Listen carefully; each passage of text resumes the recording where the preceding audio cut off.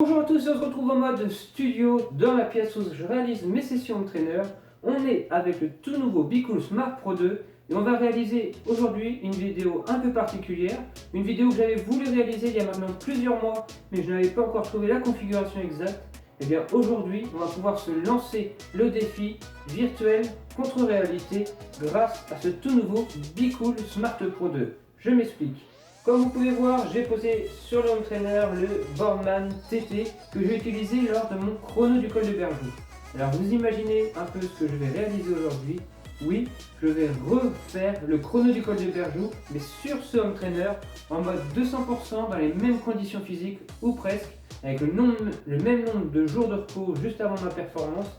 Et on va voir du réel ou de la virtuelle qui des Cédric va le plus vite. Ou du moins, on va essayer de voir si la reproduction sur Be-Cool est aussi réaliste que le prétend la société Be-Cool. Ça, on va pouvoir le voir très rapidement grâce aux résultats, grâce aux puissances développées, grâce aux vitesses que l'on va aller. Allez, c'est parti, place au défi virtuel contre réalité. 4, 3, 2, 1, let's go. On est peut-être parti pour 17 minutes d'effort. Et on se retrouve en voix off pour commenter ce défi qui oppose deux Cédric. Cédric du monde réel sur sa performance du col de Berjou réalisée le jour J. On la connaît, on a vu la vidéo. Et le Cédric du monde virtuel, enfin virtuel que dans le logiciel car j'ai vraiment pédalé pour réaliser cette performance, avec la reproduction fidèle du monde virtuel Be-Cool. J'ai alors uploadé ma sortie dans le monde virtuel et j'ai généré le circuit en 3D et voilà ce que ça donne. Dans le monde virtuel, j'attaque un virage à gauche avant d'enchaîner sur un virage à droite. Et bien dans le monde réel, je suis dans le virage à gauche maintenant, car j'ai déjà un peu perdu de terrain à cause du départ qui a été plus foudroyant du côté virtuel que réel. Puis pour enchaîner comme dans le virtuel avec ce virage à droite et le virage à droite dans le monde réel qui est juste après. Vous l'aurez compris, Be-Cool permet vraiment de recréer la topologie du terrain de façon très précise avec les vrais pourcentages. Si vous avez 1% dans la vie réelle, vous aurez 1% dans les jambes dans le monde virtuel. La seule chose que ça n'arrive pas à reproduire encore, c'est les décélérations dans les virages.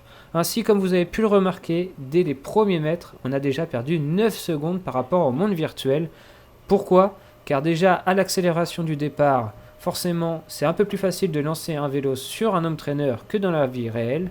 Et dans ce fameux virage à droite à 90 degrés, dans le monde réel, j'ai dû décélérer alors que ça n'était pas le cas. Dans le monde virtuel, j'ai vraiment pu prendre le virage à plus de 40 km/h. Donc forcément, résultat, déjà 9 secondes de perdu par rapport au monde virtuel. On verra si on peut réajuster ce résultat à la fin ou pas. En tout cas, vitesse de croisière 50-51 km/h des deux côtés. Là, on peut voir qu'en fournissant le même effort, bon, bien sûr, je suis en position aéro dans le monde réel car ça a un réel intérêt pour gagner de la vitesse, alors que dans le monde virtuel, peu d'intérêt, à part pousser un peu plus sur les jambes si j'avais la bonne position, mais vous le savez, je ne suis pas un grand habitué de la position aéro, donc je me sentais plus confort dans cette position à appuyer. Et bien, en tout cas, les vitesses sont assez identiques, et ça, c'est plutôt impressionnant. On va se retrouver avec un deuxième écart en passant sous le pont. Alors est-ce que j'ai gagné ou perdu du temps sur cette portion de plat ?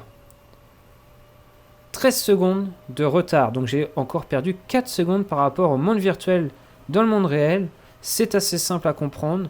Il suffit juste de regarder une donnée qui est assez importante. Dans le monde virtuel, mon cœur n'est monté qu'à 170 de pulse jusqu'à maintenant.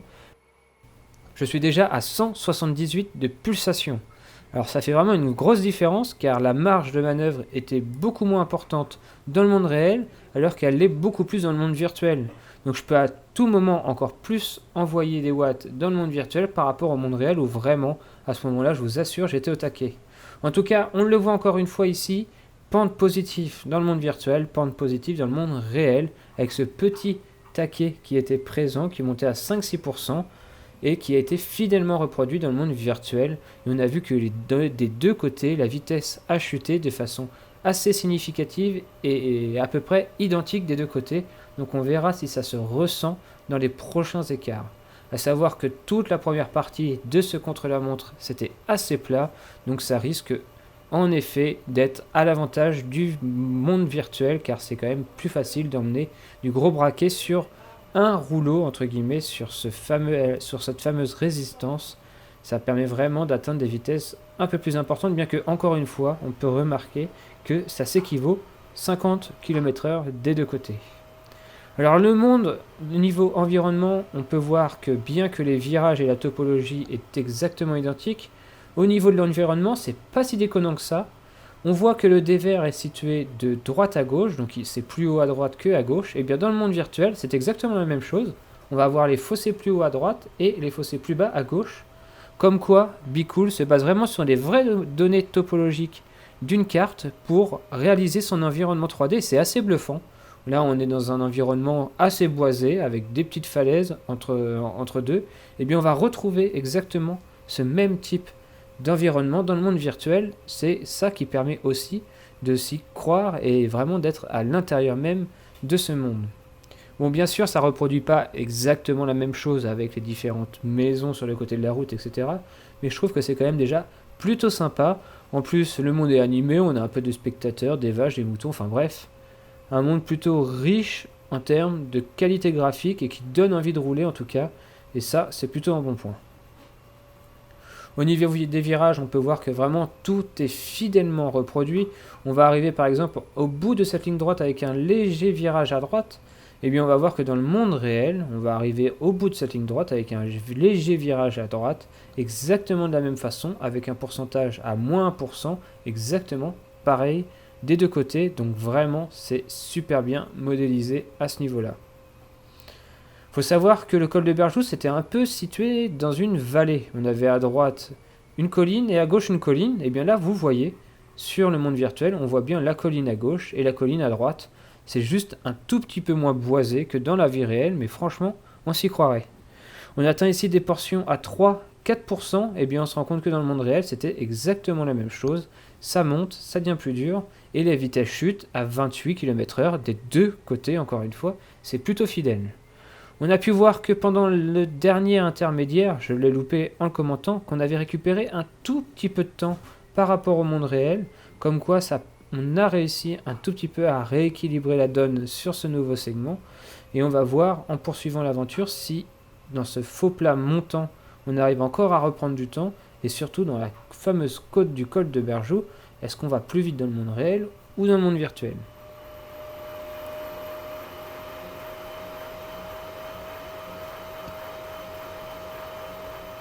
Alors c'est à se demander si je m'étais mis en position aéro sur le BeCool, est-ce que j'aurais gagné du temps ? Je suis sûr que vous allez me faire la remarque encore que ça doit être plus efficace de pédaler comme ça, mais vraiment je me sentais pas bien de me poser comme ça en statique, sans pouvoir vraiment bouger le vélo comme je voulais. La position aéro était plus difficile à tenir que dans le monde réel bizarrement. Donc j'ai vraiment préféré rester dans cette position quasiment pendant tout le long de ce défi, et je ne pense pas que ça m'ait vraiment posé des gros soucis au niveau du timing. Allez, on est ici encore dans un faux plat montant, et on va bientôt atteindre le prochain checkpoint pour vérifier lequel des deux mondes est en avance.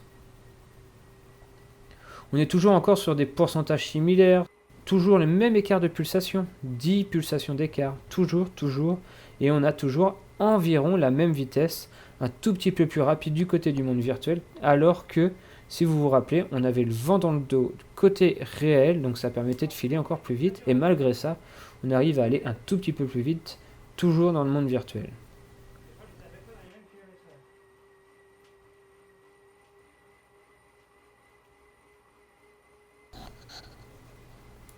On se retrouve alors bientôt dans le bas de la bosse, on aura le dernier écart avant la montée, et on va pouvoir voir si cette montée va changer quelque chose sur la simulation et sur notre temps. On le sait, je vous le savais d'ailleurs, si vous me suivez depuis le début sur mes aventures BeCool, j'avais toujours trouvé que la simulation des pentes était plus difficile que la simulation du plat, et qu'en général, on avait un peu plus de mal à avoir les mêmes vitesses dans le virtuel que dans le réel. Et bien là, on va pouvoir vérifier la chose en direct.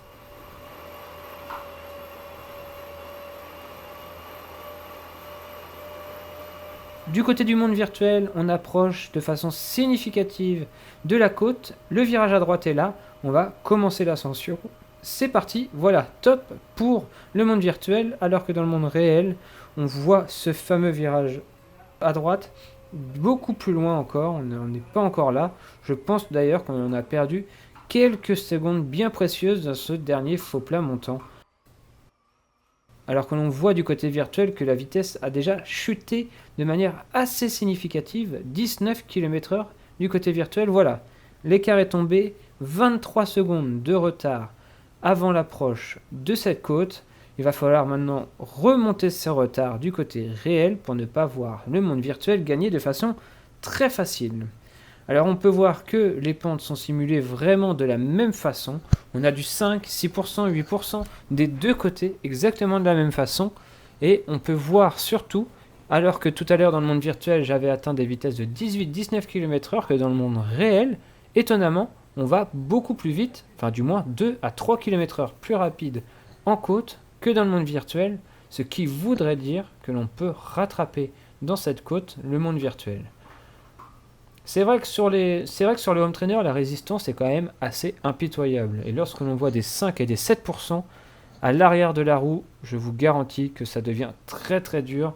C'est vraiment... je crois que je n'ai jamais eu les cuisses autant en feu que sur une simulation Be Cool.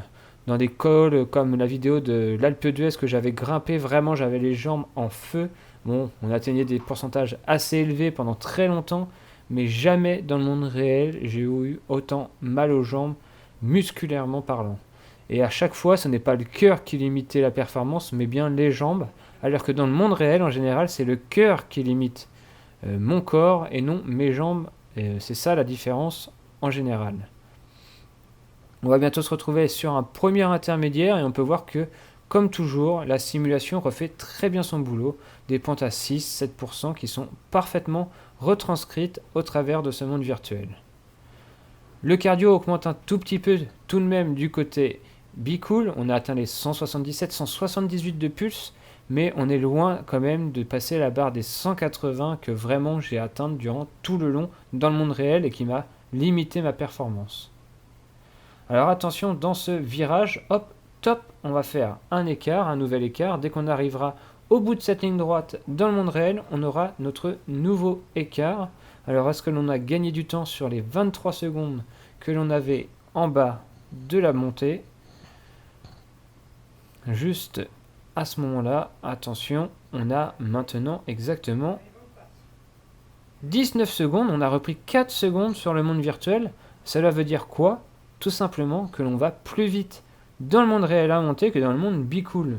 Alors j'en avais la certitude, et bien maintenant c'est sûr et certain même, c'est prouvé grâce à ce défi.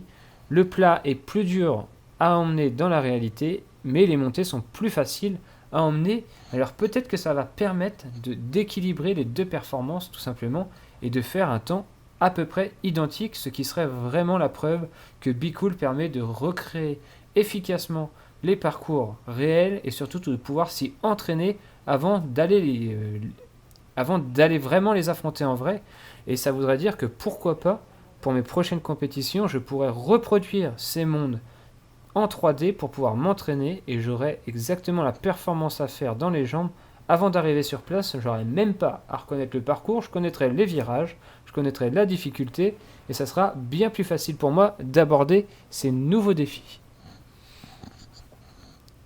On est maintenant alors dans le monde réel à 2 km de l'arrivée et on est allé à 100 mètres pas plus du monde virtuel. On a vraiment rattrapé le monde virtuel dans cette côte. On va bientôt d'ailleurs avoir un nouvel écart ici. D'ici quelques centaines de mètres, on va avoir le dernier écart d'ailleurs avant l'arrivée, car malheureusement je n'ai pas les images de fin de ce monde virtuel. La capture a planté, donc on va se contenter de juste me voir en action jusqu'à la fin et on pourra voir la différence de temps entre les deux mondes, mais vraiment je pense que ça risque d'être assez intéressant. Tout s'équilibre ici dans cette montée, on va quasiment à la même vitesse, 20 km/h d'un côté, 19 de l'autre, et dès que j'appuie un peu dans le monde réel, j'arrive à dépasser un tout petit peu le monde virtuel, et on voit que je commence à être un petit peu asphyxié dans le monde virtuel, et d'ailleurs, je triche un peu, je me mets en position aéro en pleine côte, chose que je ne peux pas du tout faire dans la réalité, ce qui me permet alors d'appuyer un peu plus sur les pédales et de regagner des vitesses en pleine côte. Et vous voyez que malgré ça, ma vitesse descend parfois à 15-16 km/h sur des pentes à 8%.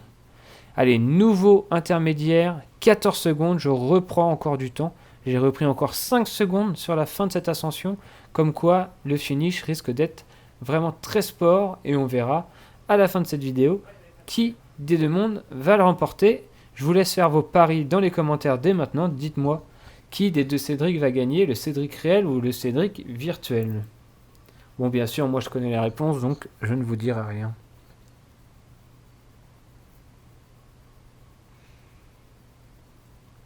Les virages sont toujours aussi bien retranscrits, on voit au fond un virage à droite puis un virage à gauche, et bien on les voit aussi dans le monde virtuel. C'est ça qui est vraiment très impressionnant avec BeCool, ça reproduit très fidèlement la vidéo.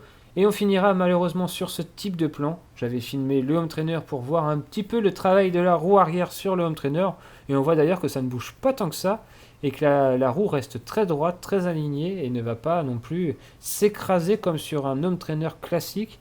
Ici, vraiment, la roue est quand même un peu plus libre et le rouleau va moins abîmer le pneu. Et on va pouvoir terminer cette performance. Il reste un peu plus d'1 kilomètre des deux côtés. Et on va pouvoir voir qui va l'emporter. C'est vraiment très chaud, à savoir que dans le monde virtuel, on a la chance de finir sur du plat.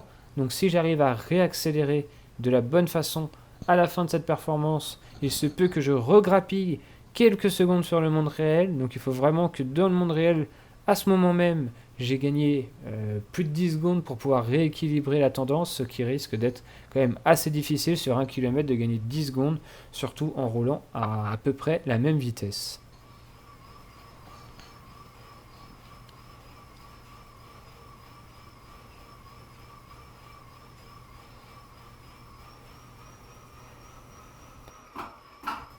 En tout cas, vous pouvez le voir, j'ai vraiment tout donné, j'ai vraiment beaucoup transpiré dans le monde virtuel, beaucoup plus transpiré que dans le monde réel d'ailleurs.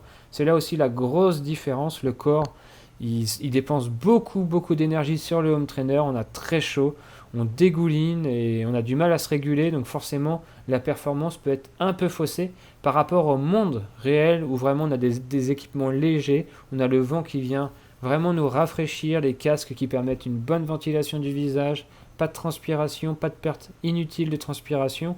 Et bien sûr, on a peut-être plus tendance à boire plus souvent sur le monde réel que le monde virtuel, bizarrement. C'est assez étonnant, mais je bois pas assez en général sur le home trainer, alors que je perds beaucoup plus d'eau, ce qui vraiment, je pense, limite ma performance. Allez, on arrive dans les deux cas en haut de la bosse. Vous avez vu que du côté virtuel, j'ai commencé à réaccélérer le rythme des jambes, donc vraiment, on arrive tout proche du résultat. Allez, je vous laisse en compagnie des images et du son BeCool et on se retrouve juste après la performance. Alors, qui va gagner ?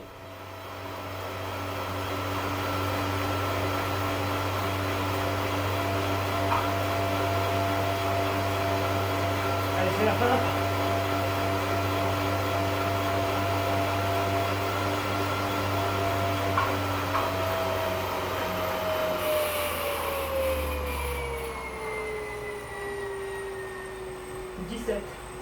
Minutes et 12 secondes.